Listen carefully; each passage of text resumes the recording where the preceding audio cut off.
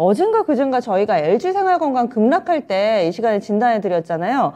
그런데 또 아모레퍼시픽이 지금 신청이 올라와 있는데 아모레퍼시픽은 실적 발표하고 나서 또 좋아가지고 이 부분이 좀 궁금하더라고요. 젤파고님이 마침 잘 올려주셨습니다. 젤파고님이 신청해 주신 아모레퍼시픽 보겠습니다. 17만 1,000원에 매수를 하셨고요. 9% 비중이시래요. 오늘 아모레 종목 좋았는데 무사히 매수가 위까지 갈 수 있을까요? 이렇게 질문을 주셨어요. 아모레퍼시픽 어닝 서프라이즈라고 하면서 오늘 7% 정도의 강세 움직임을 띠기도 했습니다. 화장품 대형주들 두 종목이 너무 희비가 엇갈리는 요즘 실적 시즌이어서 다소 좀 궁금하던데요. 아모레퍼시픽 과연 원금 회복 가능할까요? 전문가님 의견 알려주세요. 자, 일단 뭐 이 아모레퍼시픽이나 화장품 업종 같은 경우는 아무래도 주가에 가장 큰 영향을 주는 건 중국 관련되는 내용이죠. 근데 좀 어제 급락했던 부분들은 중국 쪽에서 뭐 우리나라 한국에서 오는 입국자들 PCR 검사 전부 다 하겠다. 그리고 또 그 PCR 검사에서 양성 나오면 격리시키겠다. 뭐 이런 얘기를 했습니다. 그러니까 아주 뭐 좀 되게 좀 기분 나쁘죠, 우리는. 기분 굉장히 나쁘지만 일단 주가에는 그런 부분들이 영향을 주는데 그러면 이 중국 쪽에서는 우리나라에 여행을 가지 말라는 얘기입니다. 자국 국민들 보고 하는 얘기예요, 이거는. 우리나라보다도 야, 너네 한국 갔다가 들어올 때 코로나 검사할 거야. 이런 얘기거든요. 자, 그래서 이런 부분들 중국 쪽에 지금 보복이 좀 계속되고 있는데 아마 이 부분 같은 경우는 우리나라가 중국 비자 발급 중단을 2월 말까지 그때까지로 연장을 했는데 원래 1월 말까지였습니다. 한 달 연장을 했는데 이 부분이 좀 2월 말까지 하다 보니까 거기에 대해서 또 불만을 품어서 그런 과정에서 나온 건데요. 이게 중국 같은 경우는 우리나라에 조금 심하게 이럴 가능성이 앞으로도 계속 좀 있다라고 봅니다. 뭐냐면 그 중국 외교부장이요. 왕이였었죠. 왕이 외교부장이 있었는데 그 임기가 끝나고 새로 거기 임명된 사람이 천강이라는 사람이 임명이 됐는데요. 이분이 주미대사를 하다가 외교부장으로 임명을 받은 거예요. 근데 뭐 이분 같은 경우는 과거에도 좀 독한 얘기를 좀 많이 했어요. 미국 쪽에 주미대사 할 때 미국 쪽에다가도 뭐 할 말 못할 말 뭐 다 했고 우리나라한테도 그런 얘기를 했습니다. 한미 동맹은 지나간 과거 얘기다.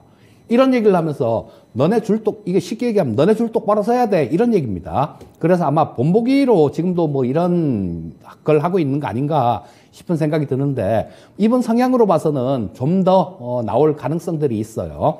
자, 그리고 화장품 업종들 같은 경우는 지금 중국인들이 벌써 자기들이 만들었습니다. 그래서 몇 년 전부터 이 화장품 업종에 대해서 좀 되게 안 좋게 매매할 종목 아니다, 매매할 섹터 아니다라는 그런 말씀을 드렸는데요. 자, 그 생각은 지금도 여전히 변화가 없습니다.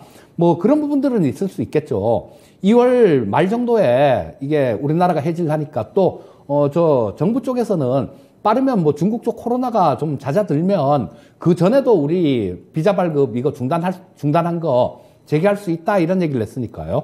만약에 그런 부분들로 이어지면 조금 움직임은 나올 수는 있습니다. 하지만 한계가 좀 있다라는 생각이고요. 이 아모레퍼시픽 같은 경우도 지금 뭐 실적 부분들 상당히 잘 나왔다라고 그렇게 보는데 내년 실적도 예상치도 한번 보게 되면요. 내년 실적 예상치 대비해 갖고 이 주가가 결코 싼 주가는 아니다라는 생각이에요. 자, 지금 뭐 내년에 올해 한 3,600억 정도 예상이 나오고요.